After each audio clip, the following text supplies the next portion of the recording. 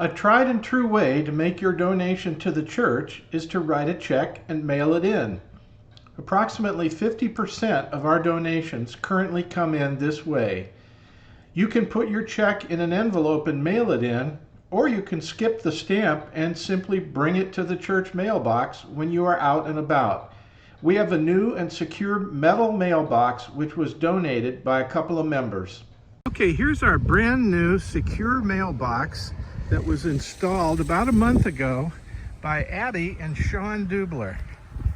This takes the place of the old plastic one that we used to have, and you can see that we access it from the back with the key. The front is pretty well sealed. You access it by pulling down the magnetic catch. My helper here will show how to put mail into the mailbox. Draw down the lid and put it in at the top. Close the lid.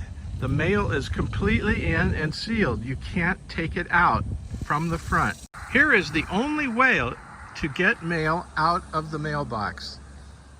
Using the key, she unlocks. Look at all that stuff in there. It can take packages, letters, mail, and everything. Mail cannot be removed from the front of the mailbox. The only way is from the back with the key. Then lock the mailbox after retrieving the mail.